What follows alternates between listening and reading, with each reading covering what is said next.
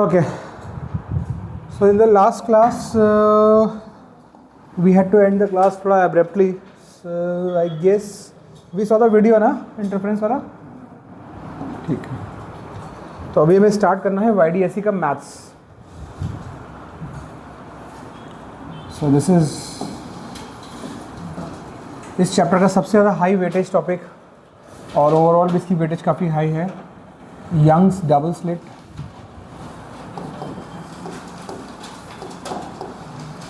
Experiment.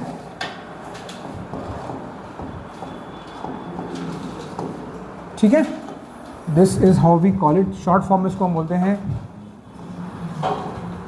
YDSE. कभी कभी problem में इसको सिर्फ डबल स्लिट भी बोल देते हैं, तो कंफ्यूज नहीं होना है. डबल स्लिट का मतलब ही YDSE ही है, या फिर two slit interference. Two slit interference, ये सब नाम जो हैं एक ही चीज़ के हैं, YDSE के.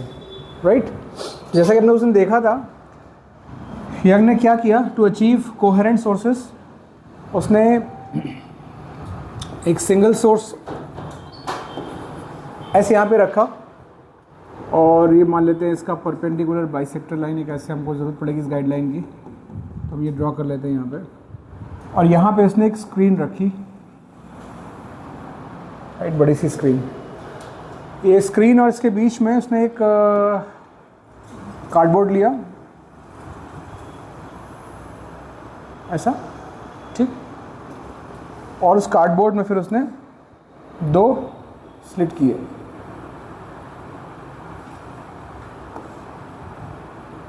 At the same distance, sorry,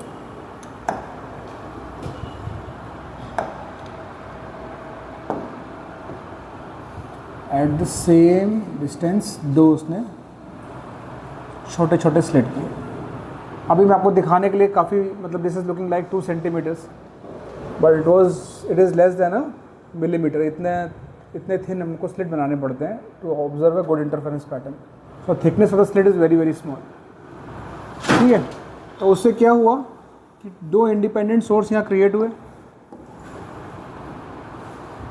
इसको हम बोलते हैं S1, इसको हम बोलते हैं S2. मतलब क्यों? क्योंकि बाकी सब लाइट तो ब्लॉक हो गई.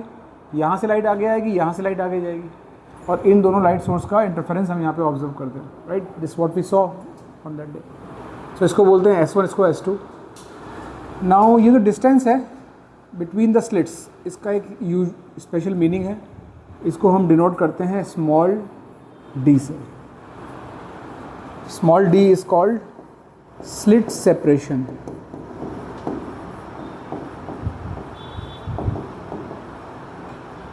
Because our objective is to find where the maximas would be formed, where the bright spots would be there, and where on the screen dark spots would be there. ये अपने target है, तो उसके लिए थोड़ी सी maths करनी है. Okay, तो इसकी ज़रूरत पड़ेगी हमें. जो स्लिट सेपरेशन है, that is a important parameter for this interference pattern का फ्रिंजेस पोजीशन. मतलब कहाँ पे कौन सी स्पॉट आएगा, उसके लिए ये इंपॉर्टेंट पैरामीटर है स्लिट सेपरेशन.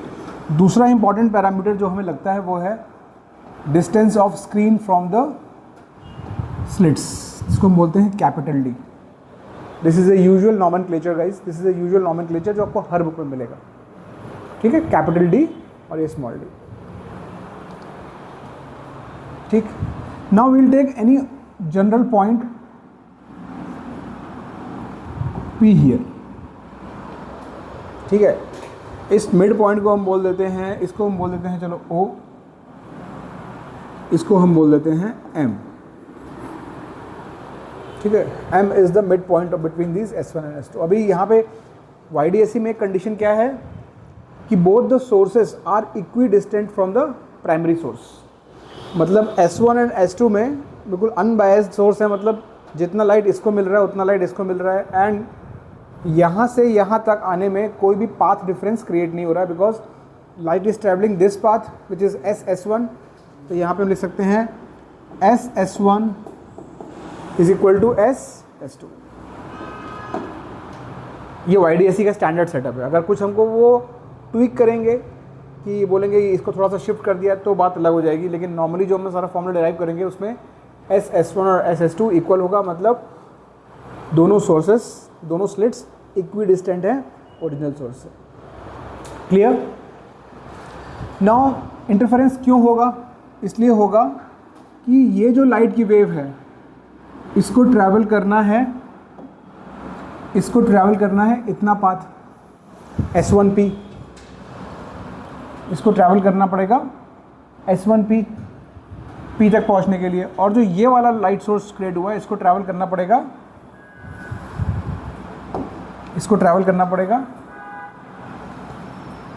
S2P,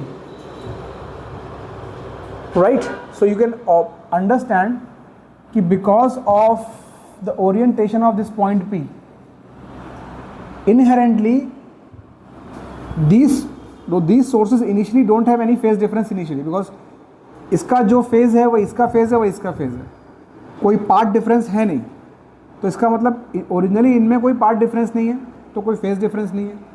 लेकिन अभी point P it is closer to source S1 and little far from source S2, तो आप ये समझ सकते हो कि यहाँ पे थोड़ा सा पाथ डिफरेंस हो सकता है कि इसका जो पाथ है और जो इसका पाथ है उसमें डिफरेंस आएगा इनहेरेंटली।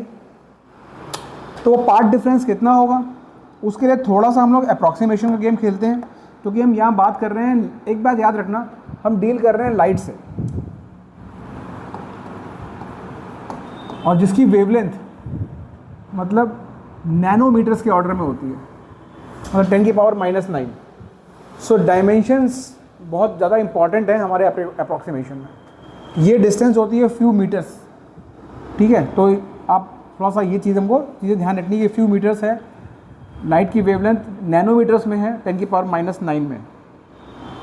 नाउ हम क्या करेंगे, इस लोकेशन से S1 से एक परपेंडिकुलर ड्रॉप करेंगे,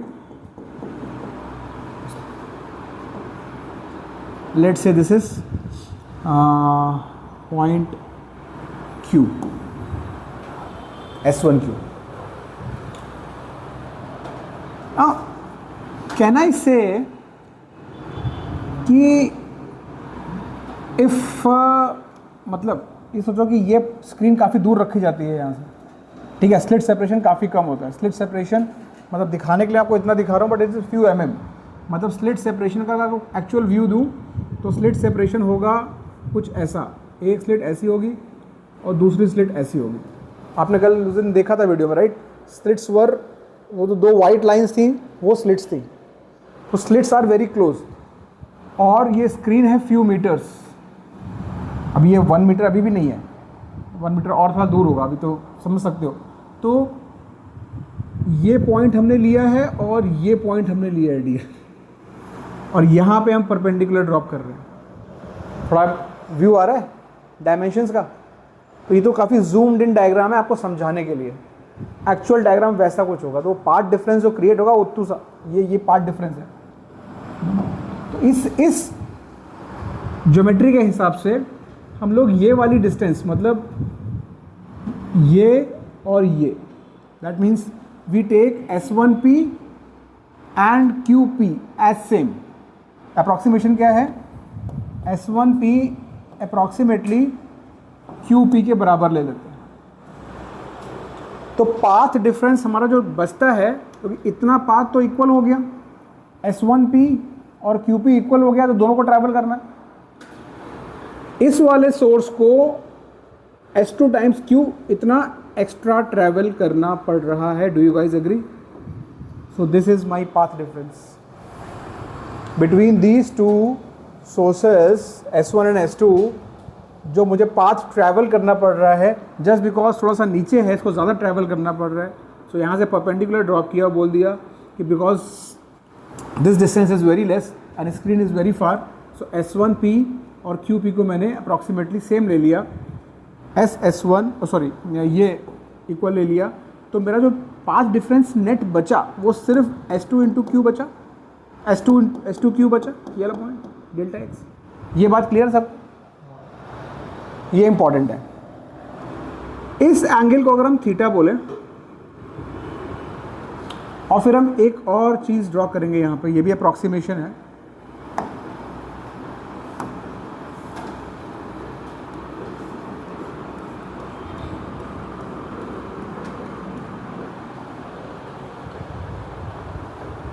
एक छोटा अप्रॉक्सीमेशन और है कि ये एंगल भी हम थीटा मान लेंगे।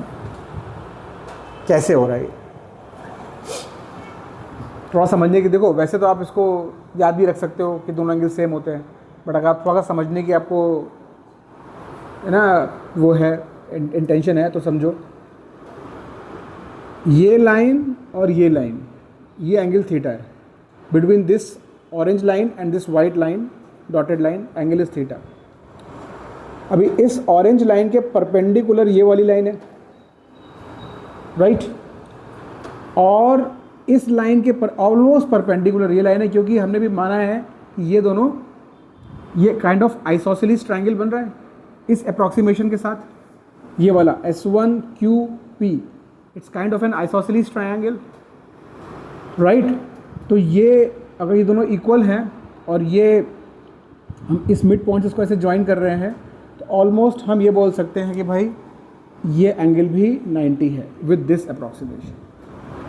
तो मतलब क्या हुआ कि एक लाइन और दूसरी लाइन उसके बीच का एंगल, एक लाइन और दूसरी लाइन उनके बीच का angle would be same as दोनों के परपेंडिकुलर्स का एंगल। सो इसका मतलब इसके परपेंडिकुलर ये और इसके परपेंडिकुलर ये, तो ये एंगल भी थीटा होगा। आगे बात समझ में, बस इतना थोड़ा सा डाइजेस्ट करना, बाकी सब एकदम सिंपल है। पूरी कहानी ऑब्जेक्टिव क्या है, पूरी कहानी ये है कि हमको इस जगह पे कहाँ पे डार्क बनेगा कहाँ पे ब्राइट बनेगा उसको असर्टन करना है, राइट। जब पूरा स्टोरी कंप्लीट हो जाएगा तो आपको समझ में आएगा कि ये क्यों कर रहे हैं। अभी स्टार्टिंग में लगेगा सब क्या ज़रूरत है करने की, ज़रूरत है क्योंकि हमको चीज़ों को अपने हिसाब से डिराइव करना है। We want to ascertain the positions of dark and bright. अच्छा, तो पाथ डिफरेंस,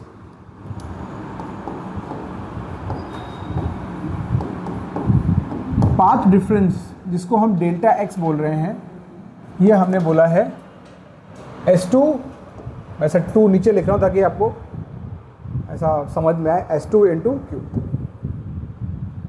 क्या मैं इस पाथ डिफरेंस को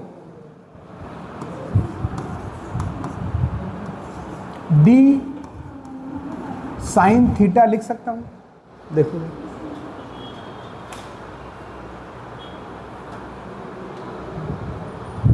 all of you agree? In triangle S1 S2Q, if you write sin theta would be opposite upon hypotenuse, opposite is delta x upon this, मतलब ये क्या हो गया, this distance is d sin theta। Okay है, okay. now because of the dimensions ये angle theta बहुत छोटा होने वाला है डियर। आप सोचो, फिर से उसी डायग्राम पे जाते हैं, ये हमारा स्लिट, ये परपेंडिकुलर बाइसेक्टर और ये स्क्रीन, ठीक है। कितना दूर रखा है हमने, तो ये angle theta is gonna be very small, this is few mm and this is few meters। सो इसको इससे आप ज्वाइन करोगे तो it's gonna be very very small angle. So theta is very very small in the YDSE experiment. तो हम यहाँ पे दूसरा अप्रॉक्सीमेशन करते हैं,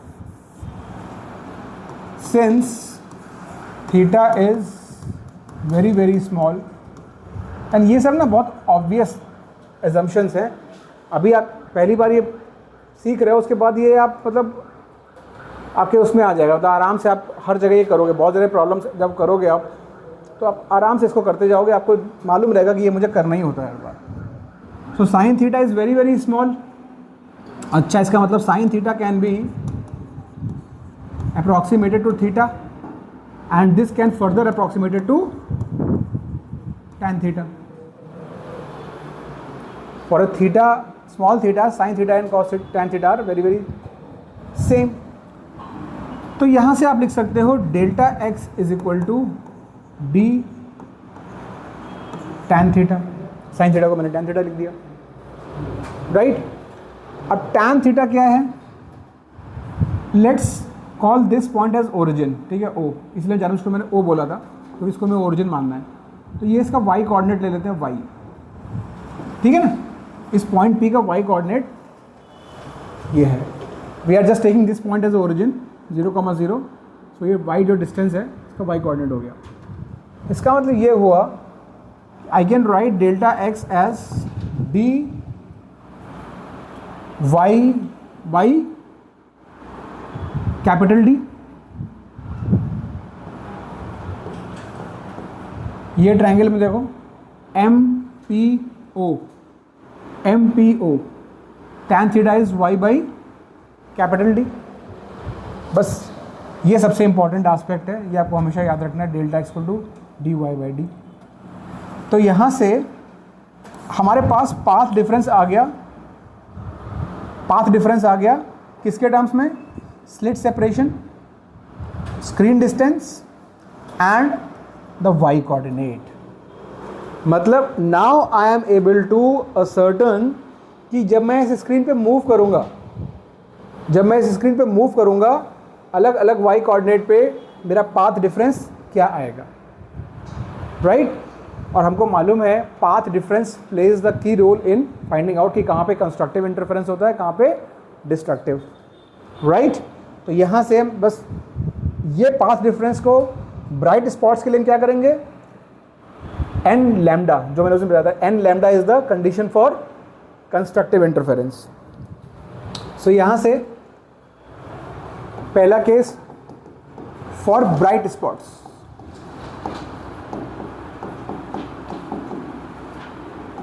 या मैक्सिमा,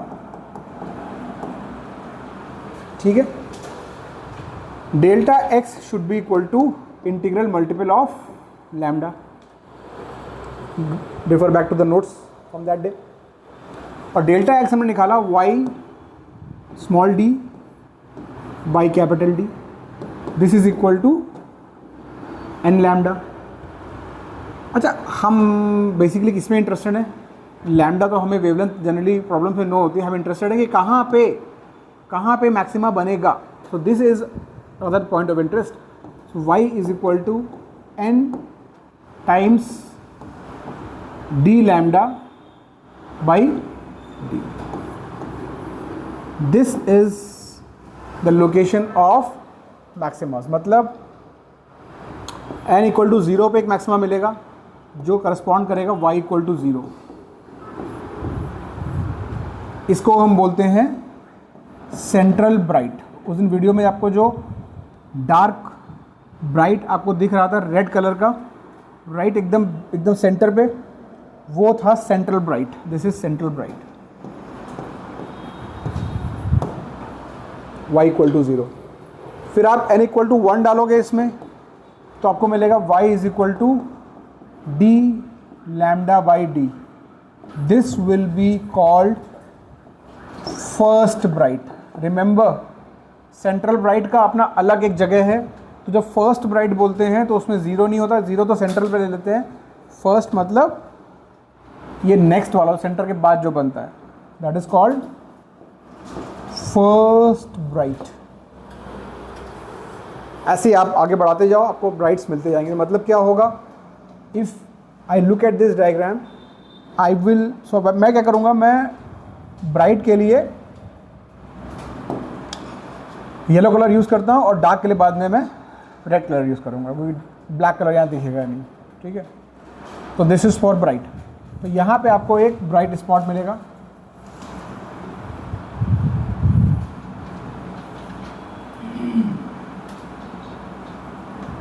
ये ब्राइट बैंड सा बनता है पूरा। अब बैंड क्यों बनता है, आप बोलोगे सर यहाँ तो वाई कोऑर्डिनेट जो है वो हमारे पास एक सिंगल वैल्यू है, तो ये पूरा स्प्रेड क्यों हो रहा है। गाइज, अब आप थोड़ा सा दिमाग लगाओ इसमें कि ऐसा तो है नहीं कि कंस्ट्रक्टिव इंटरफेरेंस के जस्ट बगल में एकदम से डिस्ट्रक्टिव हो जाएगा।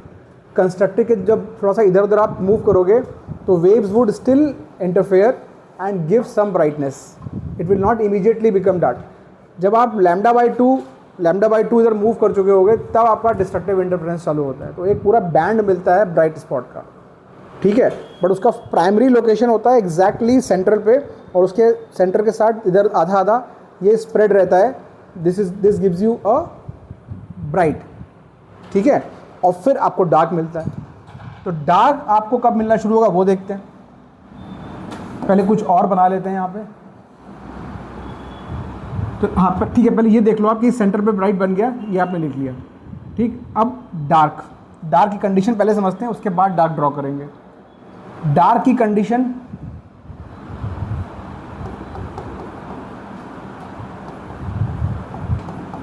फॉर डार्क स्पॉट्स, या फिर इसको बोलते हैं minima.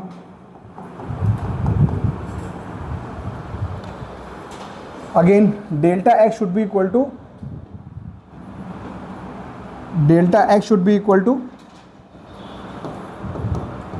odd multiple of λ/2, so this should be n lambda। so basically यहाँ पे हमने क्या किया था, हाँ, so this should be equal to 2m, हाँ ठीक है, 2m minus 1 λ/2। मतलब अगर m इक्वल टू 1 डाला तो λ/2, m इक्वल टू 2 डाला तो 3 λ/2, ठीक। मैंने जानबूझ के यहाँ पे 2m - 1 लिया। ऑड नंबर को हम दोनों तरीके से रिप्रेजेंट कर सकते हैं, 2m - 1 और 2m + 1। कुछ बुक्स में लोग 2m + 1 लेते हैं, कुछ बुक्स में 2m - 1 लेते हैं। मैं आपको 2m - 1 ही बोल रहा हूँ, उसका एक रीज़न है, बताऊँगा अभी। तो ये मेरा कंडीशन हो गया डार्क स्पॉट्स के लिए। The path difference should be odd multiple of λ/2, और डेल्टा एक्स क्या था हमारा, yd/d, ये तो सेम ही था, ठीक है। तो ये हो गया 2m - 1 λ/2, तो y आ गया हमारा 2m - 1 d λ/2d।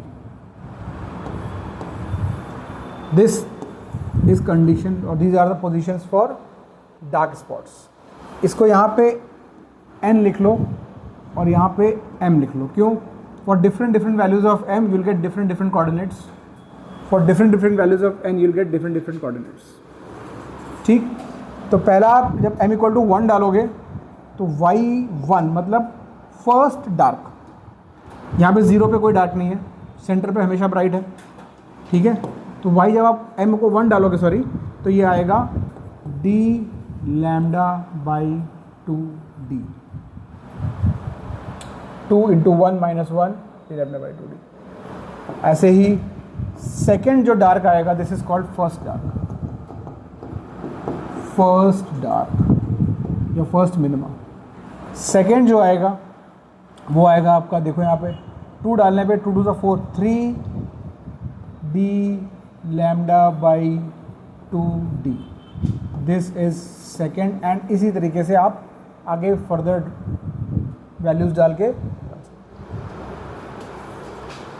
अब reason why I have given you 2m - 1 not 2m + 1 and you refer other books as well, तो वहाँ पे 2m + 1 लिखा होगा। मैंने आपको इसलिए बोला है, अगर आप यहाँ 2m + 1 लिखोगे तो हमेशा आपको याद रखना पड़ेगा कि फर्स्ट के लिए m = 0 डालना है, and you might make a mistake. आप जल्दबाजी में m = 1 डालोगे और m = 1 आपको सेकेंड डार्क दे देगा, या मतलब आप एक नेक्स्ट डार्क निकाल दोगे, इंटेंशन होगा पहले का डार्क निकालना। m - 1 से फ़ायदा रहता है कि जो m का नंबर है वही डार्क का नंबर है, तो इसे थोड़ा इजी जाता है, ठीक है। अब कहानी कुछ ऐसी होगी एक्चुअल में, इससे जस्ट एडजेसेंट, ठीक है,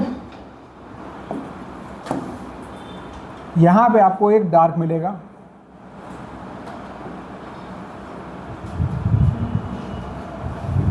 और इधर भी डार्क, क्योंकि ये सारा जो देखो, अब आप इतना तो समझ ही रहे हो कि पॉइंट P इस O के अबाउट, या तो इतना ऊपर जाओ या इतना नीचे आओ, इस इंटरफेरेंस पैटर्न के लिए तो सिमेट्री है।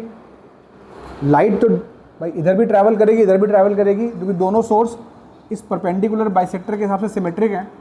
तो जो भी आपको डार्क और ब्राइट स्पॉट्स मिलने वाले हैं वो O के इस साइड या नीचे, ऊपर या नीचे आपको सिमेट्रिकल मिलने वाले हैं, राइट। तो इसमें हम लोग काउंट ऐसे करते हैं कि ये सेंट्रल है, अभी सेंट्रल के बाद बोलेंगे ये फर्स्ट डार्क, तो first dark on which side, upper side, ऐसे ये हो जाएगा first dark on the lower side. फिर उसके बाद एक bright, first bright on the upper side, first bright on the lower side. ये पूरा इंटरफेरेंस पैटर्न अगर आप रिकॉल करो कल का वीडियो, तो दोनों एक सेंट्रल ब्राइट के इस तरफ पूरा सिमेट्रिकल था, तो वही मैं यहाँ ड्रॉ करने की कोशिश कर रहा हूँ। तो यहाँ पे एक दूसरा आपको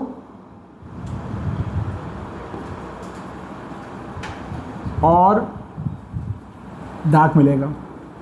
इसके बाद आपको फिर से नेक्स्ट एक ब्राइट मिलेगा, और ये कहानी जो है चलती रहेगी।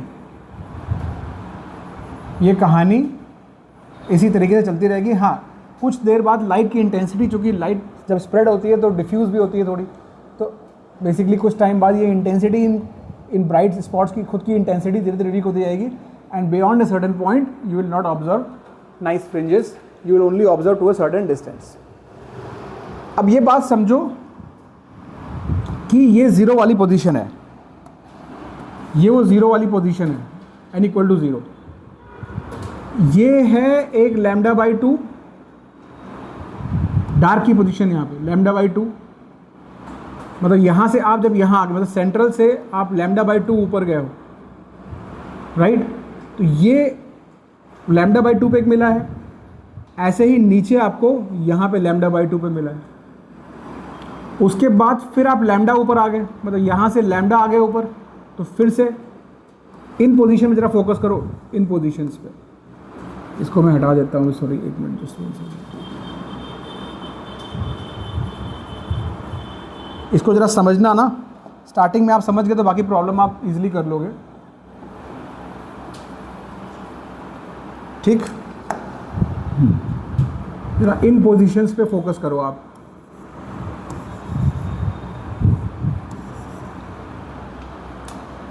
ये y इक्वल टू 0 है, ये y इक्वल टू 0 है। इसके बाद नेक्स्ट ब्राइट का जो लोकेशन है ये y is equal to lambda पे है, इधर या फिर इधर। इसको आप माइनस लैम्डा बोल सकते हो, just from A coordinate point perspective. और इन दोनों के बीच में एक डार्क है, ये y इज इक्वल टू λ/2 बोल सकते हो, इसको y is equal to minus λ/2 बोल सकते हो। ये पोजीशनिंग आपको समझ में आ रही है? I'll give you a minute to think about it and get this picture clear in your mind. कि we have y equal to 0 पे एक सेंट्रल ब्राइट, और उसके λ/2 ऊपर या λ/2 नीचे we have first dark. As I said, don't get confused by this spread. I have marked these coordinates. इस पे ज़रा फोकस करो। स्प्रेड क्यों रहता है? क्योंकि डार्क के आजू बाजू एक पूरा बैंड मिलता है डार्क आपका, right, but we are interested in the right in the middle of the dark, जहाँ पे प्रॉपर एकदम एब्सोल्यूट डार्क होगा। हम लोग आई से वो ऑब्जर्व नहीं कर सकते, हमको डार्क और एब्सोल्यूट डार्क में इतना डिफरेंस समझ में नहीं आएगा, लेकिन हाँ एक्चुअली मैथ्स पर्सपेक्टिव से ये पॉइंट जो एकदम एब्सोल्यूट डार्क, यहाँ पे सब कुछ जीरो हुआ एकदम, ये वो पोजीशन है। फिर वापस मैक्सिमम, फिर एक डार्क, फिर मैक्सिमम, ये पैटर्न चलता रहेगा। ज़ीरो, तो आपको याद रखना है, क्या ध्यान रखना है कि हमेशा हमारा क्या था बेसिकली, अगर मैथ्स थोड़ा ध्यान दो इधर, लैम्डा के मल्टी, ये तो d/d तो कांस्टेंट, देखो यार ये चीज़ क्या है ना, एक कांस्टेंट है, इसको हटा दो। आप चल रहे हो लैम्डा के मल्टीपल्स में, लैम्डा के मल्टीपल, तो 0 पे 0 मिला, फिर लैम्डा, फिर 2 लैम्डा, 3 लैम्डा, इस तरीके से। तो डार्क्स, सॉरी ब्राइट्स आपको 0 पे, फिर लैम्डा पे, फिर 2 लैम्डा पे, फिर 3 लैम्डा पे ऐसे मिल रहे हैं। और इनके सबके बीच में, इनके बीच में आपको ये मिलेंगे, देखो ये लैम्डा पे मिला, ये λ/2 पे, ये तो d/d कांस्टेंट है, तो उसमें भी था इसमें भी है, तो वो लैम्डा पे बना है n इक्वल टू 1, और ये λ/2 पे, राइट, y1। तो पहले क्या बना भाई, ये λ/2 तो पहले आएगा, तो फर्स्ट ब्राइट आने से पहले फर्स्ट डार्क आएगा। सेंट्रल ब्राइट, सेंट्रल ब्राइट, फिर फर्स्ट ब्राइट आने से पहले आ जाएगा फर्स्ट डार्क इधर भी, और उसके बाद ये, और ये पैटर्न चलता है। ये बात क्लियर हो रही? तो बस अगर ये समझ गए आप तो सारे क्वेश्चन वो इसी पे बनाते हैं, आपकी understanding of these fringes and their positions. ये एक बार कॉन्सेप्ट एकदम क्रिस्टल क्लियर है तो आपको कोई कंफ्यूज नहीं कर सकता है। आप बहुत ही ईजी क्वेश्चन आते हैं, this is a very easy topic guys. It's just that कि ये पिक्चर अपने को क्लियर नहीं होती तो हम कंफ्यूज होते रहते हैं। Technically yes, you can increase mathematically, you can increase infinite number of n को आप इन्फिनिट एन करा सकते हो, लेकिन क्या होता है कि after a certain time light का इंटेंसिटी कम होता जाता है, तो थोड़ी देर के बाद आपको वो दिखेंगे नहीं, राइट। सो मैथ्स पर्सपेक्टिव से यस, एक्चुअल फिजिक्स पर्सपेक्टिव से intensity dies down as you move away from the centre. ठीक है, अब कुछ चीज़ें, कुछ नए पैरामीटर वो समझने हैं। पहले तो fringe width, angular fringe width और angular positions of the fringe. इसको अच्छा, ये जो चीज़ें हैं, सॉरी मैं बताना भूल गया, ये जो डार्क्स एंड ब्राइट्स है, ये स्प्रेड दिख रहा है आपको, ये जो आपको स्प्रेड दिख रहा है, इसको नाम दिया जाता है फ्रिंज। इसको नाम ओके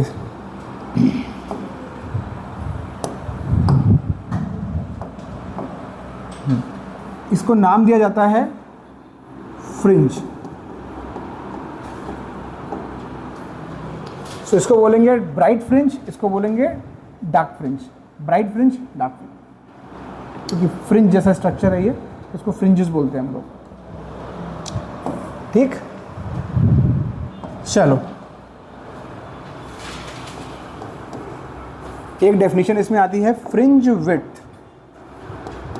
ये एक इम्पॉर्टेंट पैरामीटर है किसी भी YDSE एक्सपेरिमेंट सेटअप का, फ्रिंज विड्थ। इसको डिनोट करते हैं बीटा से, beta. This is defined as distance between any two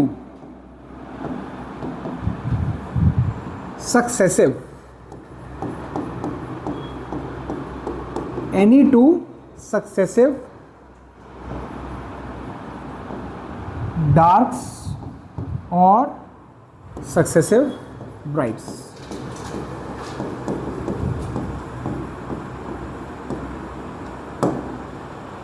किन्हीं दो को आप ले लो, कहीं भी चले, लेकिन सक्सेसिव होने चाहिए उनके बीच की डिस्टेंस। कैसे निकलेगी? जैसे मान लो मैंने निकाला y1, मतलब y क्या है, yn क्या है मेरा, n d lambda by D. तो पहला ब्राइट का पोजीशन आया मेरा d lambda by d, n equal to 1 डाला मैंने। दूसरा ब्राइट सक्सेसिव, दूसरा ब्राइट क्या आएगा, 2d lambda by D. Fringe width क्या बोलती है, डिस्टेंस बिटवीन टू सक्सेसिव। तो बेसिकली फ्रिंज विड्थ बीटा हो जाएगी y2 माइनस y1, तो हो जाएगा d lambda by D. 2d में से d निकल गया। This is very very important aspect of YDSE। Fringe का विड्थ मतलब ये मैथमेटिकली तो ऐसे इसको डिफाइन किया है, बट सामने जो आपको फ्रिंज का वो दिख रहा है ना, विड्थ, वही चीज़ है ये। वो जो हमने फ्रिंज देखी थी, बेसिकली ये हमारी फ्रिंज की विड्थ। दूसरा कलर यूज़ करता हूँ मैं कोई, यहाँ से लेके यहाँ तक ये हमें चाहिए। अब इसको निकालें कैसे, उसके लिए निकालने के लिए क्या है, 2 सक्सेसिव ब्राइट और 2 सक्सेसिव डार्क। अभी मान लो आपने पहला ये लिया, 0 वाला लिया, तो इसकी पोजीशन 0 पे आएगी, राइट। और दूसरे वाले की पोजीशन जो होगी वो यहाँ पे बेसिकली इस जगह पे आएगी, ये इधर आई और ये इधर आई। इनके बीच के डिस्टेंस हम फ्रिंज विड्थ बोलते हैं। इन दोनों बीच 2 सक्सेसिव, ये पहला और फिर दूसरा। आप ये नहीं कर सकते हो कि आप ये और ये ले लो, मतलब 0 ऑर्डर का ये लिया और फिर उसके बाद नेक्स्ट जो है फर्स्ट ऑर्डर का मैंने डार्क ले लिया, ये नहीं चलेगा, राइट। तो बेसिकली डिफाइन कैसे किया है हमने इसको कि आप कोई भी, मतलब ये ले लो, यहाँ पे एक डार्क ले लो और इसके बाद यहाँ पे जो डार्क बनेगा ये ले लो। ये डिस्टेंस पूरी हमने फ्रिंज विड्थ डिफाइन करी है, ठीक है, समझ गए?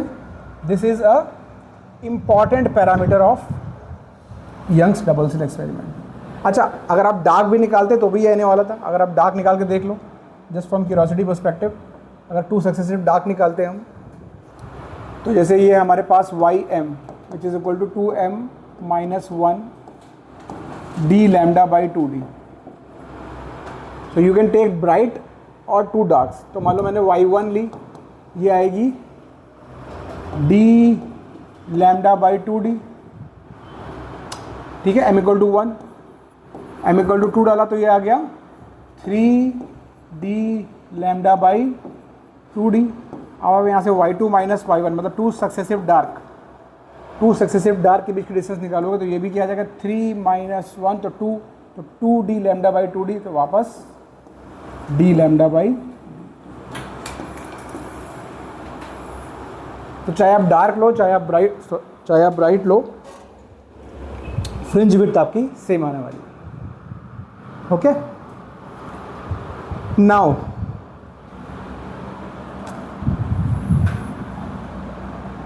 angular positions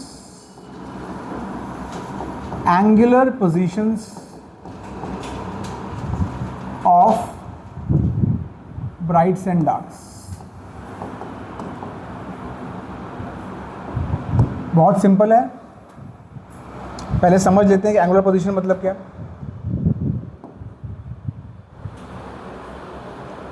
देखो, जो ये डिस्टेंस है लीनियर, इसको बोलते हैं पोजीशन, नॉर्मली पोजीशन या फिर लीनियर पोजीशन, मतलब we are just travelling this distance linearly. But अगर कोई यहाँ से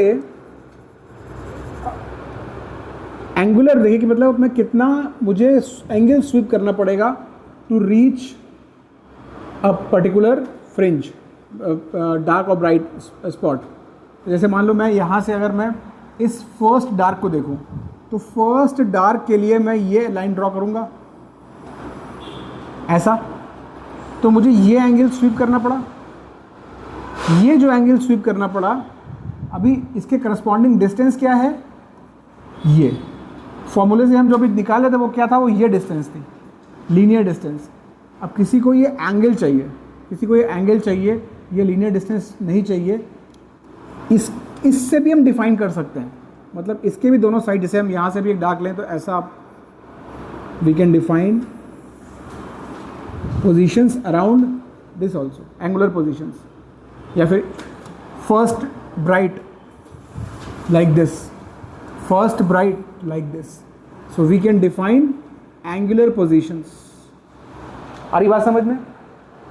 लीनियर मतलब ये लीनियर डिस्टेंस, और एंगल मतलब ये मिडिल लाइन से हमको कितना स्वीप करना पड़ेगा एंगल, इधर इधर दोनों साइड पे। So these are the angular positions. Remember this thing कि फॉर्मूला बिल्कुल सेम है, बिल्कुल सेम, बस क्या होता है एंगुलर पोजीशंस के लिए आपको, ये मेरी लीनियर पोजीशन थी, y n is equal to N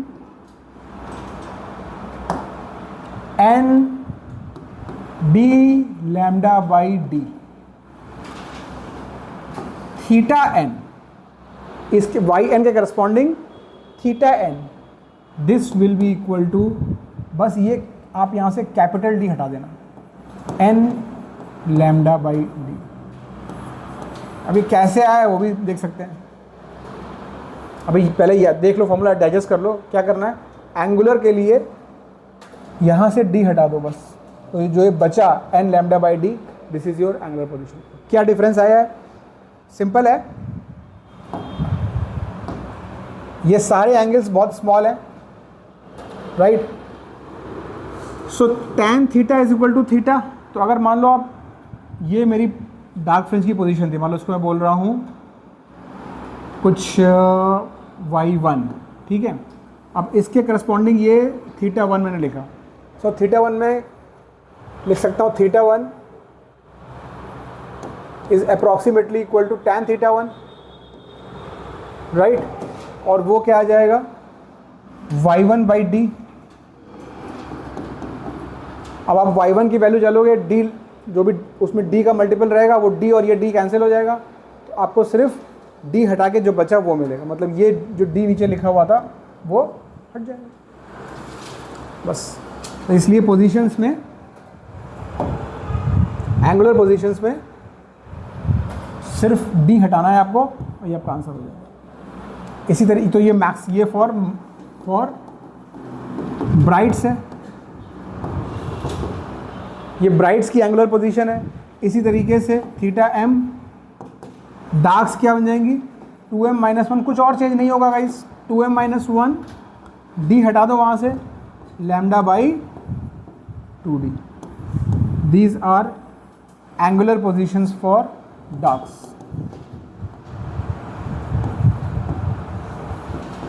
brides मतलब अगेन मैक्सिमा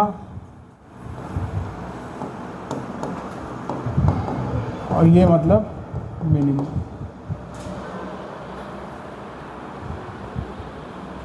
रिमेंबर ये जो आंसर आएंगे किस में आएंगे, रेडियंस में आएंगे। When you do this your answer would be in radian.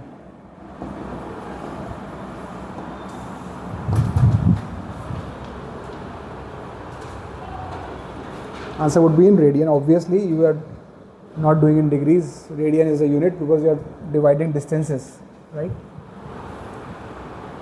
Clear है यहाँ तक? Okay. अब एक चीज़ और कर लेते हैं, angular fringe width.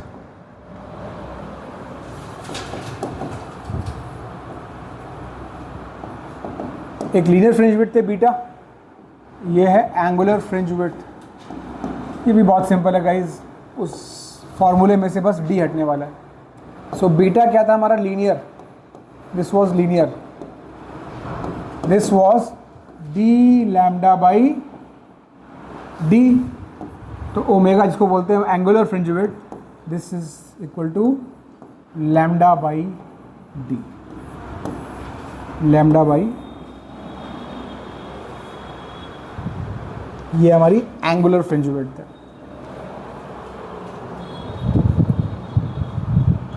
कुछ क्वेश्चंस करते हैं अब आगे जाने से पहले, इसी के थोड़े इसके और थोड़े लास्ट क्लास के हम क्वेश्चंस नहीं कर पाए थे, थोड़े इसके और लास्ट क्लास के क्वेश्चंस पहले करते हैं, उसके बाद हम आगे बढ़ेंगे यहाँ से। ठीक, ये सब फॉर्मूले आप बस रिकॉल करते रहिएगा टाइम टू टाइम।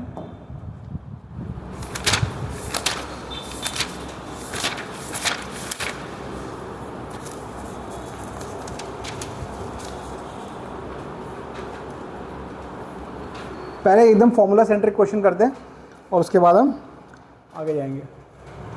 क्वेश्चन क्या है, वाईडी ऐसी है, ठीक है, fringes are formed at a distance of 1 metre from the double slits. तो बोल रहा है कि ये डबल स्लिट्स है हमारे, and fringes are formed at a distance 1 metre from the slit, मतलब capital D is given as 1 metre. Always remember, इसमें कंफ्यूजन होगा ही नहीं, क्यों, ये जो कैपिटल डी होगा मीटर्स में होगा और जो स्लिट सेपरेशन होगा डी, ये फ्यू एमएम्स में होगा, ठीक है।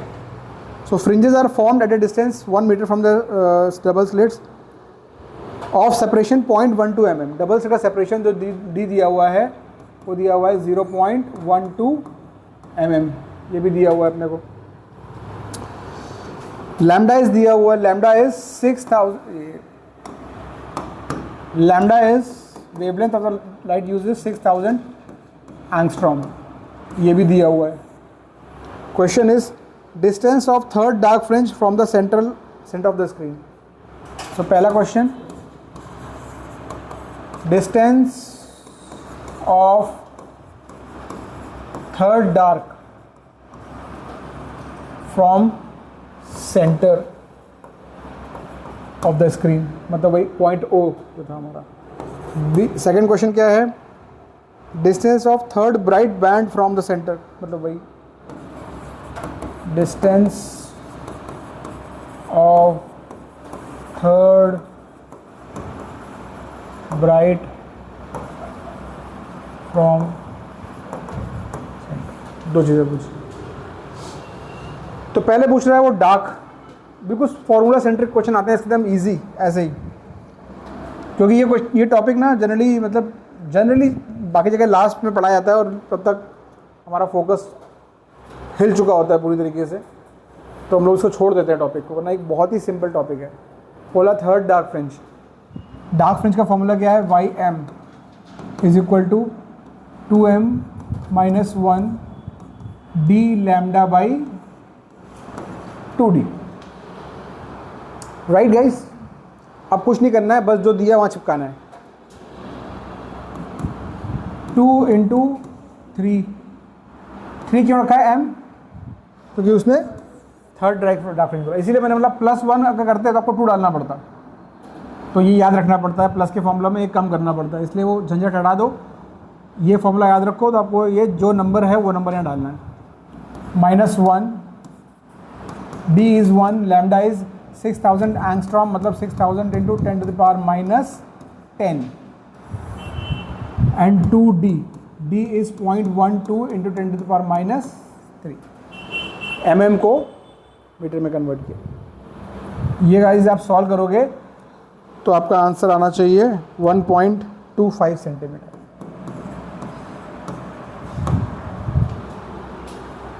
ठीक है, इसी तरीके से distance of third bright fringe.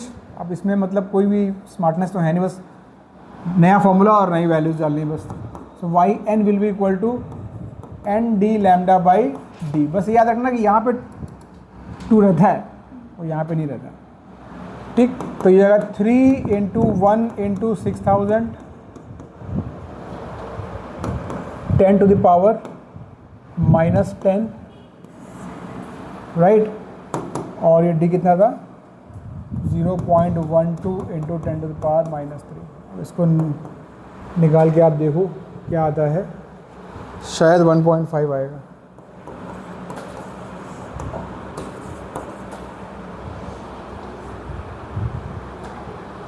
तो ये मतलब एकदम प्लेन वनीला प्रॉब्लम है, मतलब इसमें ऐसा कुछ भी स्मार्टनेस नहीं है। बट ऐसे क्वेश्चन भी जेई मेंस में भी आते हैं, बोर्ड में तो आते ही हैं, जेई मेंस में भी आते हैं। ऐसे मतलब एकदम ही इतना कि गए गुजरे फॉर्मूला सेंट्रिक। जो यूजुअल मिस्टेक्स हैं, कई बार हम यहाँ से 2 मिस कर देते हैं। वो जो एक मिस्टेक वो 2m+1 में हम ऑर्डर गलत ले लेते हैं, तो आप करोगे नहीं गलती, वो -1 का फॉर्मूला यूज़ कर रहे हो। तो ये यूजुअल मिस्टेक्स हैं जो हम करते जल्दी जल्दी में, या फिर यूनिट्स में कहीं गुफअप कर देते हैं।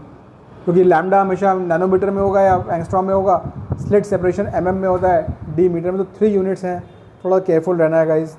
With some practice you will always remember all this. लेकिन मेरे ख्याल से जितना मैंने आप लोगों के टेस्ट की परफॉर्मेंस देखी है, अभी आप लोग उस लेवल से ऊपर आ गए हो। एटलीस्ट जो थोड़े भी ठीक बच्चे यहाँ पे हैं, वो यूनिट से गुफअप करना बंद कर चुके हो आप लोगों को, है ना। तो वो तो कहते हैं कि पाप है, अगर आप IITS एग्ज़ाम की तैयारी कर रहे हो, उससे बड़ा पाप कोई हो ही नहीं सकता कि आप यूनिट्स में गुफअप करो। खैर, दिस इज वन क्वेश्चन। ठीक है, थोड़ा अच्छा क्वेश्चन करते हैं।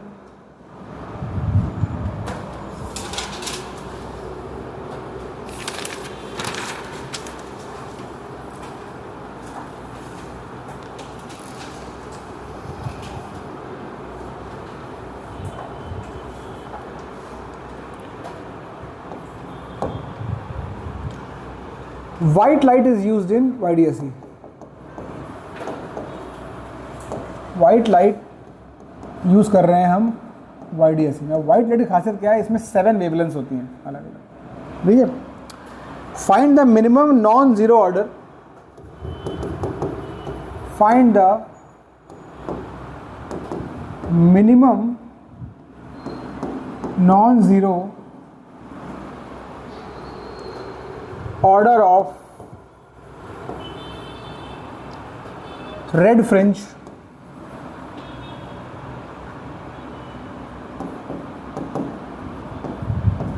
which overlaps with blue fringe.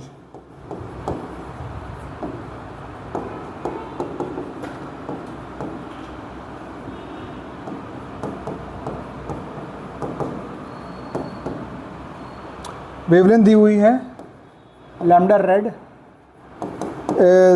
700 nanometre, lambda blue is given as 400 to 500। Okay, 500 this is given to अस।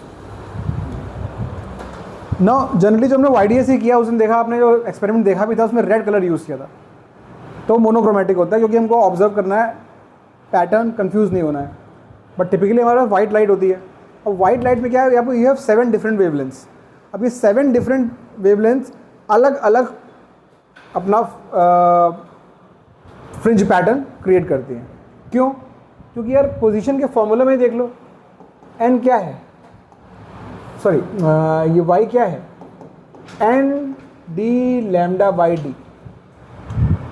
तो यहाँ पे position of the bright is dependent on the wavelength. इसका मतलब ये हुआ कि रेड की पोजीशनिंग ब्राइट्स की अलग होगी एज कंपेयर टू ब्लू, और कोई ज़रूरी नहीं कि वो कॉन्साइड करे या ना करे, क्योंकि भाई लैम्डा अपना फॉलो करेगा, डी बाई डी तो कांस्टेंट है, लैम्डा अपने हिसाब से चलेगा। तो अब हमें चाहिए कि देखो n इक्वल टू 0 पे तो लैम्डा कोई रोल ही नहीं है, तो n इक्वल टू 0 पे तो सभी ब्राइट बनाएंगे। आप समझ रहे हो, इधर यहाँ पे अगर हम इसको देखें, सो n इक्वल टू 0 पे तो सभी के ब्राइट बनेंगे, क्योंकि यहाँ पे वेवलेंथ का रोल ही नहीं है। लेकिन इसके बाद जो फर्स्ट सेकंड थर्ड आएंगे वो रेड के अलग चलेंगे, ब्लू के अलग चलेंगे। You guys agree? इनको चाहिए ओवरलैप। ये क्वेश्चन जेईई एडवांस बहुत पहले आया था इस तरीके का, वही कॉन्सेप्चुअली अच्छा है। अभी ये last to last year board exam CBSE board में आया ये क्वेश्चन, इसलिए मैं करा देते हैं अपना। हमें ओवरलैप कराना है। ओवरलैप का मतलब क्या होता है भाई, कि मान लो हम मान लेंगे लेट से nth order red fringe, red overlaps with mth order blue. हमको नहीं पता n और m क्या है, मान लेते हैं कोई n m से ओवरलैप कर रही है, ठीक है। तो इसका ओवरलैप मतलब क्या हुआ, दोनों की पोजीशन सेम होंगी, दोनों की पोजीशन सेम होंगी। इसका मतलब ये हुआ n d lambda red by small d should be equal to m d lambda blue by d, क्योंकि स्मॉल d और कैपिटल D दोनों के लिए सेम होने वाले हैं, वो डिफरेंस नहीं आने वाला, वो सिर्फ लैम्डा का डिफरेंस है। तो इसलिए उन्होंने आपको दिया भी नहीं, इसकी ज़रूरत ही नहीं है, कैंसिल हो जाएगा। इसका मतलब ये हो गया n by m is equal to lambda blue upon lambda. तो इसका मतलब ये हो गया n by m will be equal to 5/7। इसको इधर ले आया, उधर ले गया। अब देखो, अब इसका मतलब क्या होगा, सबसे पहली बारी कब होगा, मतलब n 5 हो जाए और m 7 हो जाए, मतलब रेड वाले की 5th ब्राइट फ्रिंज ब्लू वाले की 7th से मैच कर जाएगी। और मेक सेंस, क्योंकि लैम्डा ज़्यादा किसका है, रेड का, तो रेड के लिए 5/5 ब्लू की 7वीं से कर सकती है, और फिर भी होगा और आगे भी होगा। आप टेबल पढ़ते जाओ बस, 10th और 14th, उसके बाद क्या हो जाएगा 15th और 21, राइट। तो इस तरीके से ये ओवरलैप करता जाएगा। बट उसने पूछा है मिनिमम नॉन ज़ीरो, तो मिनिमम कौन सी होगी, 5th और 7th। So answer would B 5th order red और 7th order blue would overlap.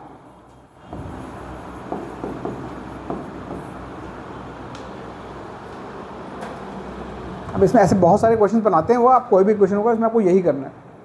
कभी कभी यही पूछ लेते हैं कि उस पोजीशन को भी बताओ, कि पहले तो वो नंबर बताओ और फिर वो एग्जैक्ट लोकेशन भी बताओ। तो आप कोई भी यूज़ कर सकते हो, तो आप रेड की यूज़ कर लो चाहे ब्लू की यूज़ कर लो, क्योंकि दोनों को आपने सेम ही किया है, आपने दोनों को सेम करके ही वैल्यू निकाली है। तो आप कोई भी यूज़ कर लो, लेकिन हाँ फिर n इक्वल टू अगर 5 यूज़ करके निकाल रहे हो तो लैम्डा रेड लोगे, और अगर m इज इक्वल टू 7 कर रहे हो तो लैम्डा ब्लू लोगे, ठीक है। तो अगर पोजीशन निकालनी होती तो हम क्या, उस केस में अभी उन्होंने d और d दिया होता आपको, कैपिटल D स्मॉल d, वो दिया नहीं है। तो ऐसे हम यहाँ से 5 into d lambda red by small d, use lambda red because you are using 5। ठीक है।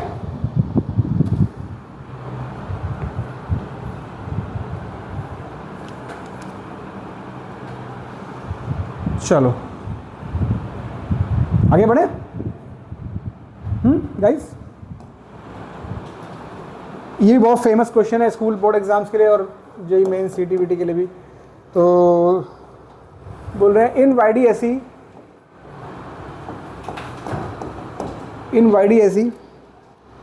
Fringe width is 12 mm, beta is 12 mm, ये अपने को दिया हुआ है, ठीक है। If the entire arrangement is placed in the water of refractive index 4/3, if entire YDSE का पूरा अरेंजमेंट, मतलब वो स्लेट और वो स्क्रीन और सब कुछ नाटक जो है पूरा जाके हमने वाटर में डाल दिया। If the entire arrangement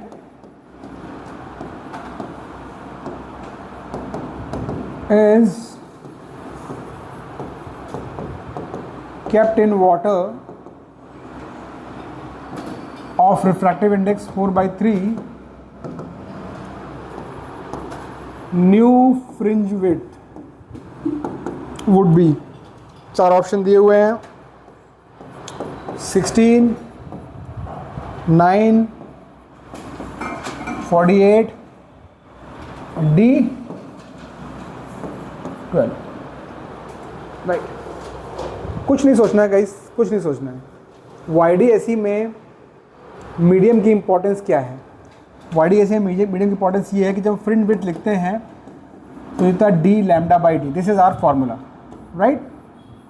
and ये अपने को दी हुई है originally, this beta is 12 mm दे दी अपने। अब अगर आप इस पूरे अरेंजमेंट को एज इट इज वाटर में डिप करोगे तो क्या इसकी सेहत पे कुछ फ़र्क पड़ेगा? ये डिस्टेंस तो फ़र्क नहीं पड़ेगा, तो फिजिकल डिस्टेंस है स्लिट की और स्क्रीन की। स्लिट सेपरेशन पे कोई फ़र्क पड़ेगा? नहीं, फ़र्क पड़ेगा सिर्फ लैम्डा पे। आपको बस ये याद रखना है कि किसी भी मीडियम में जब जाते हैं तो वेवलेंथ जो है ये हो जाती है,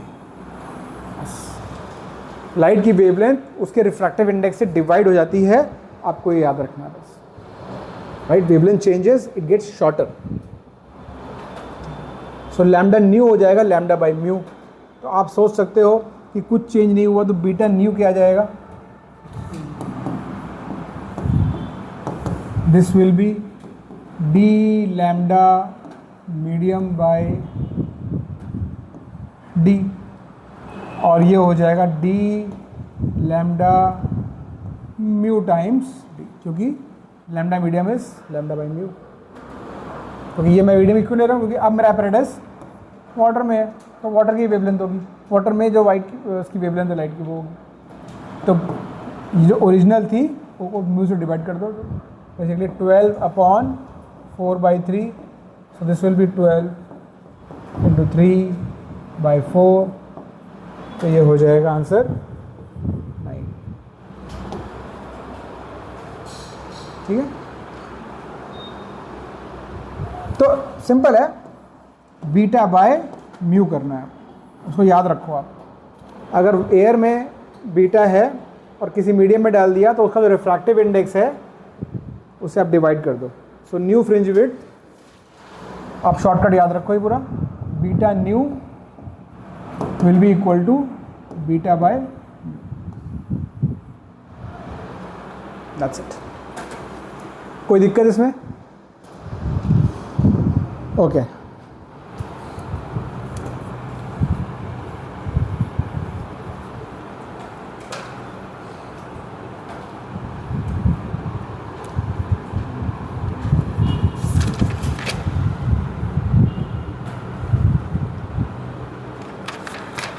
चलो अभी ये छोटा सा क्वेश्चन है, कर लो।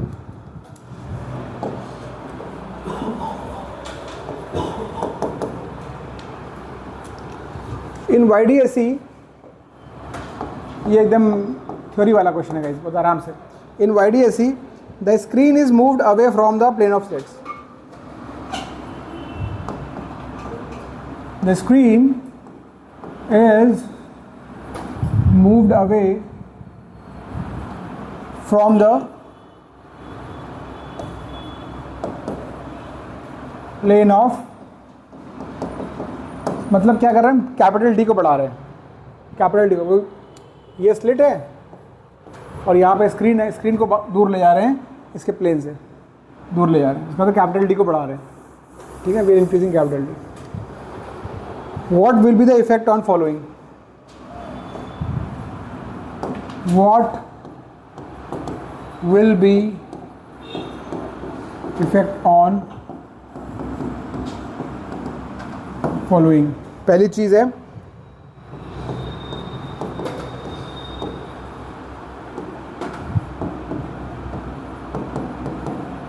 एंगुलर सेपरेशन ऑफ फ्रिंजेस या फिर एंगुलर पोजीशंस ऑफ फ्रिंजेस, और दूसरा फ्रिंज विड्थ. जब फ्रिंज विड्थ बोल रहे हैं इसका मतलब सिर्फ लीनियर फ्रिंज विड्थ की बात हो रही है, एंगुलर के लिए एंगुलर लिखते हैं, ठीक है. तो पहला देखो एंगुलर सेपरेशन, मैंने बताया था एंगुलर पोजीशन क्या होती है, this is just lambda times, इसमें सॉरी y की वैल्यू क्या होती है तुम्हारी n D lambda by d, और angular theta n lambda by D. तो एंगुलर पोजीशंस में तो डी का रोल ही नहीं है, तो इसका आंसर हो जाएगा नो चेंज, क्योंकि अगर लीनियर की बात करता तो डी अगर बढ़ाते तो पोजीशन से बढ़ती जाती, मतलब पहली जो ब्राइट डार्क फ्रिंज या ब्राइट फ्रिंज है वो दूर होती जाएगी, राइट, आपस में. यहाँ पे क्या डी बढ़ा रहे हैं हम, लेकिन जब एंगुलर की बात करेंगे तो एंगुलर पे कोई चेंज नहीं आएगा. अब वैसे भी देख लो ना, नॉर्मली कॉमन सेंस से सोचो, आपने स्क्रीन यहाँ रखी है, यहाँ पे है, ठीक है, अभी आप बेसिकली स्क्रीन को दूर ले गए हो, तो ये लाइन आगे बढ़ाओ आप, तो ये तो बढ़ गया, बट ये एंगल थोड़ी ना बढ़ा है ना, तो इसलिए एंगुलर पे कोई फर्क नहीं पड़ता. दूसरा फ्रिंज विड्थ होती है beta is equal to D lambda by D. D आप बढ़ा रहे हो तो beta this will increase, fringe width increases.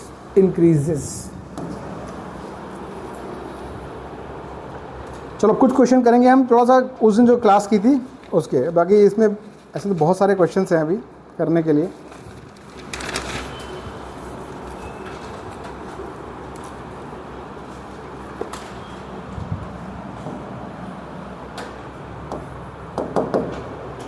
ये भी नॉर्मल इंटरफेरेंस का क्वेश्चन है, यहाँ पे वाईडीएसी की बात नहीं हो रही है, this is a pure interference question. ये वाईडीएसी नहीं, please try to distinguish, YDSE is a one special case of interference. There could be questions on normal interference of waves as well. So this is a normal question. ये बोला two waves of equal frequencies have their amplitude in the ratio 3:5. दो wave हैं, उनके amplitude जो है हमको इस ratio में दे दिए हैं. You may have to recall the formulas I told you on that day. ठीक है, ये इनके एम्पलीट्यूड्स के रेशियो दिए हुए हैं. They are superimposed on each other, मतलब इनको हम इंटरफेयर करा रहे हैं. There is interference of these two waves. Calculate the ratio of maximum and minimum intensities of the resultant wave. Basically, I max upon I min. ये निकालना. I max upon I min. अब आपको last class के formulas तो recall करने पड़ेंगे. बहुत simple, ऐसे मेंस में भी बहुत क्वेश्चन आते हैं, सिर्फ फॉर्मूला याद आना चाहिए गाइस कि आई मैक्स और आई min, मैंने उस दिन आपको बताया था, रिकॉल करो, this is root I1 plus root I2 upon root I1 minus root I2 इसका होल स्क्वायर. आ गया. अच्छा, I1 I2 कुछ दिया नहीं है, लेकिन आपको क्या दिया हुआ है, A1 A2 दिया हुआ है, राइट. तो हाँ, तो बेसिकली आपको मालूम है कि intensity is directly proportional to amplitude का स्क्वायर.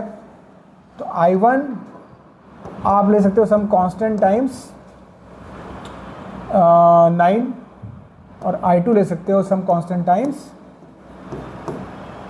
20 स्क्वायर। अब ये वैल्यूज यहाँ चिपका तो अब देखो क्या रेशियो है। पुट द वैल्यूज ऑफ के कैंसिल हो जाएगा,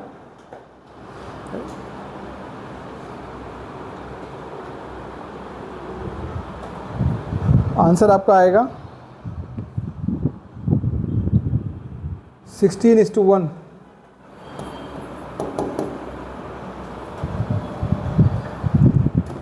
वाटर लेके आया।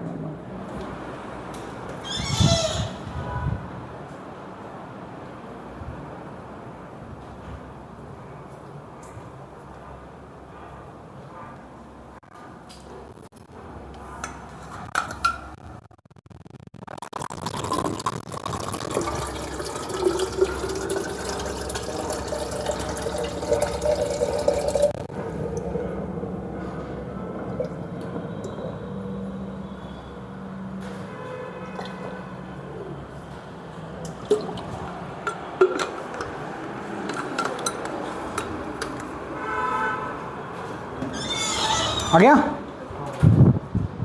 Everyone got 16:1? चलो फिर नेक्स्ट क्वेश्चन इस तरीके के एक और।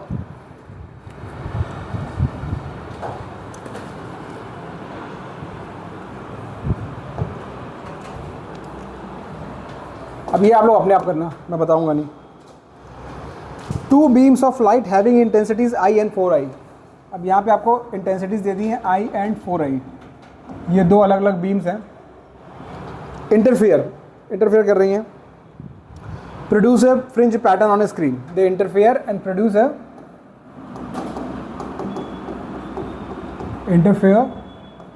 Produce a fringe pattern on screen.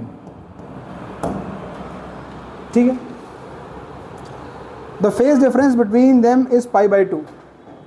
इनका जो फेज डिफरेंस है फाई दिया हुआ है is π/2। This is a phase difference π/2। हाँ, π/2 is at point A phase difference, and यही phase difference phi is 2π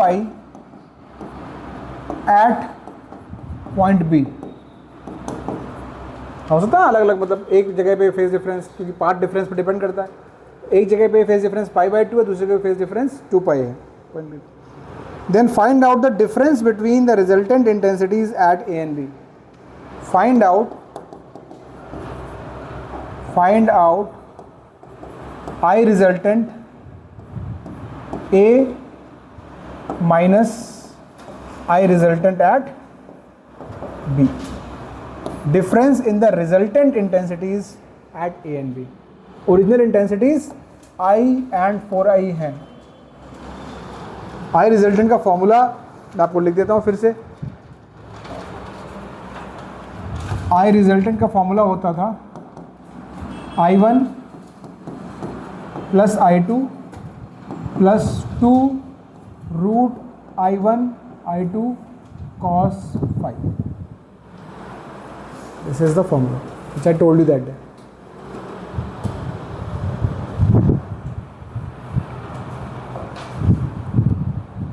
Just plug in the values, your answers will be coming in terms of I only।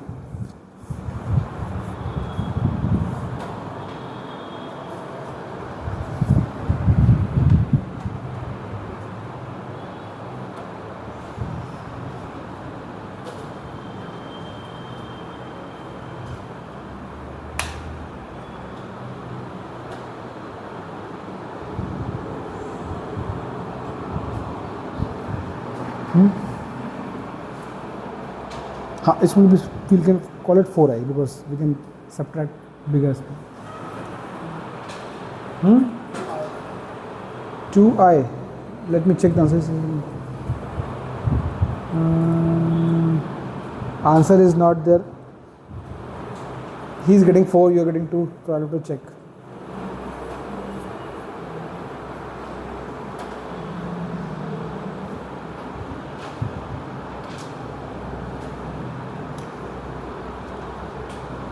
डालो यहाँ values. तो आई resultant ए क्या आएगा, I resultant eight ए ये आएगा, ये तो i1 plus I plus 4i i1 i2 plus 2 times root I into 4i cos 5, तो cos पाई बाई 2। तो ये पार्ट तो इसमें हो गया 0, तो ये बचा 5i। यहाँ पे क्या आएगा, I resultant be I plus 4i plus 2 root I into 4i तो cos 2 पाई। तो बी पे फेस डिफरेंस 2 पाई, तो cos 2 पाई हो गया 1। तो दिस इज आई 5i और you are 2i, 2 to the 4 9i, right. तो answer would be 4i, so difference would be 4i। इस क्वेश्चन को कराने का मतलब सिर्फ एक ही है कि आप इस फॉर्मूला को लगाना सीख जाओ, बस और कुछ नहीं। मतलब अभी इसमें कुछ ज़्यादा दम ही नहीं होता है, आपको दिया रहता है क्वेश्चन, पढ़ना होता है, वैल्यू डालनी होती है और करना होता है, मतलब बेसिक मैथ्स करनी होती है। और ये मतलब ये क्वेश्चंस मेंस में ऐसे आते हैं इसलिए कि आपको मार्क्स दिए जाएं, टू बी ऑनेस्ट। अब थोड़ा भी पढ़ने में ठीक हो तो आप इसको कर पाओ, ठीक है। It's very easy. ये क्वेश्चन बता दो मुझे आंसर। रेशियो, दो सोर्सेज हैं वो इंटरफेयर कर रहे हैं, रेशियो ऑफ इंटेंसिटीज दिया हुआ है, रेशियो ऑफ इंटेंसिटीज दिया हुआ है 25:1। दोनों सोर्सेज की इंडिविजुअल इंटेंसिटी का ratio I1:I2 you can say 25:1। This is I1:25:1। पूछ रहा है रेशियो I मैक्स और I मिन का, ये पूछा है। 4 ऑप्शन है आपके पास, सब PYQ है गाइस, जितने भी क्वेश्चन मैं अभी कराया हूँ सब PYQs, इधर नीट और JEE मेन सब इसी के PYQs हैं।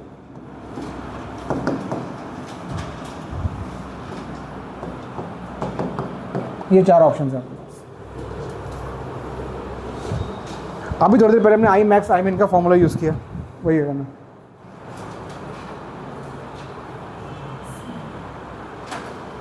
-4 आएगा।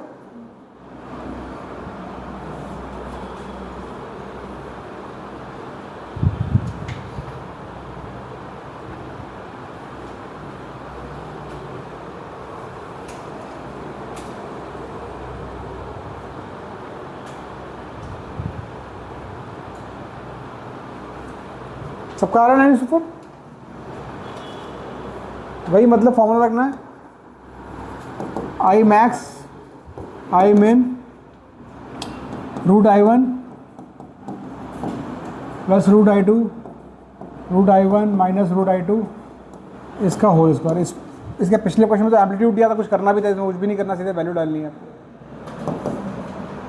तो क्या आ जाएगा आपका, तो 5 प्लस 1 अपॉन 5 माइनस 1 इसका, सो दिस विल बी 6/4, मतलब 3/2 का होल स्क्वायर, 9/4, ठीक।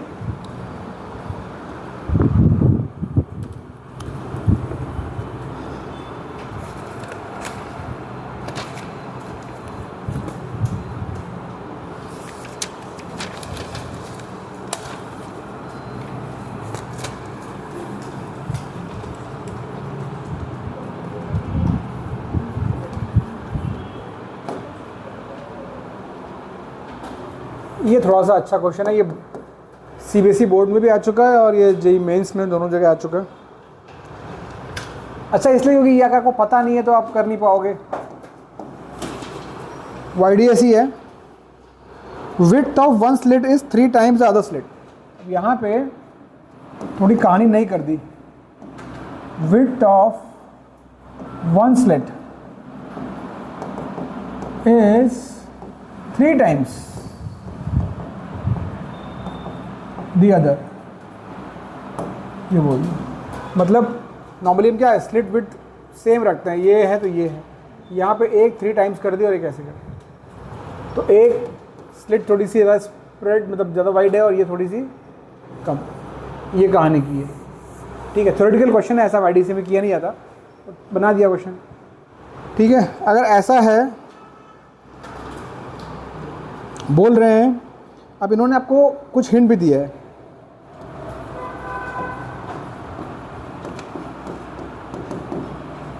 The amplitude of the light coming from a slit, coming from, ये इन्फॉर्मेशन आपको एक्स्ट्रा दी है, ठीक है। अब इसमें मैं दोनों फेवर कराऊंगा, जब इन्फॉर्मेशन दी हो या ना दी हो तो कैसे करना है। पहले ये वाला करते हैं, amplitude of the light coming from a slit is proportional to the slit width,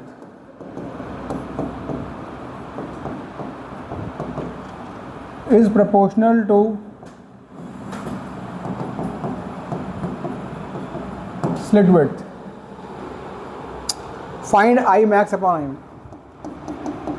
find ratio of this I max is to I min। 4 option है हमारे पास, 1:4, 3:1, 4:1 and D 2:1।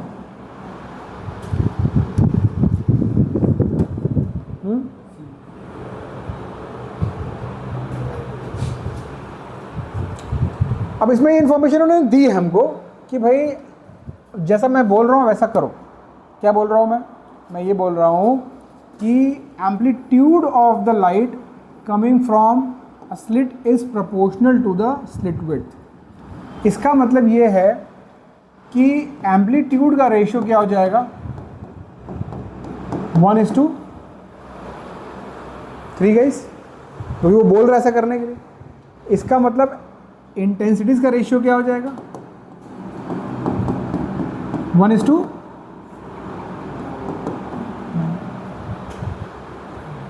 Now the same question is repeated जो आपने पहले किया, ठीक है। क्या आ जाएगा आंसर बताओ मुझे फटाफट, 4:1 आएगा, करके देखो। The same question gets repeated, 3 + 1 3 - 1 तो 4/2, हाँ yes correct, 4:1 is the correct answer. ये मैंने ऐसे किया क्योंकि इसने बोला ऐसा। In many times this information will not be given.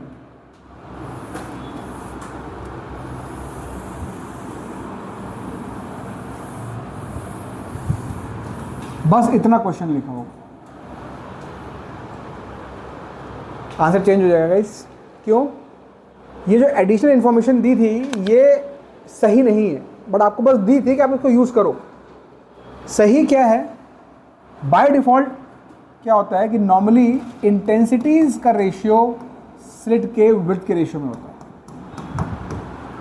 तो फिर ये नहीं हम लोग लेते, हम लोग सीधा ये लेते।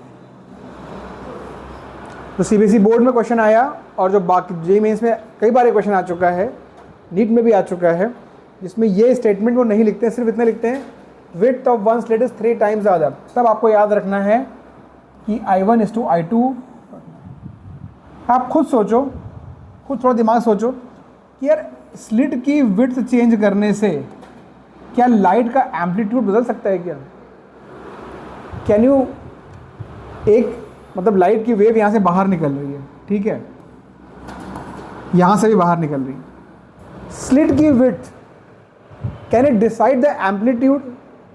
नो यार, सिर्फ इतना होगा कि ज़्यादा बड़ा स्लिट होगी तो उससे ज़्यादा लाइट निकलेगी और जो छोटी स्लिट होगी उससे कम लाइट निकलेगी। तो intensity would rather make sense, intensity would be in the proportion as the slit width, and that was expected in other exams. लेकिन जब ऐसा क्वेश्चन आता है और वो इन्फॉर्मेशन आपको दे रहा है तो यू हैव टू अंडरस्टैंड कि that person is, though it may be wrong, but that person is, the question maker is forcing you to think in terms of कि जब अगर ऐसा है तो आंसर क्या होगा। उस समय आप अपना ये कॉन्सेप्ट लगाओगे कि हाँ सर ने बोला था कि ये तो ऐसा ही होता है, तो हम ऐसे ही करेंगे तो गलत हो जाएगा ना। जब वो बोल रहा है तो जो बोल रहा है वो करो। अगर डिफ़ॉल्ट एक्चुअल क्या है वो ये, तो आपका आंसर फिर चेंज हो जाएगा, जो भी आना हो वो आ जाएगा, आंसर चेंज हो जाएगा।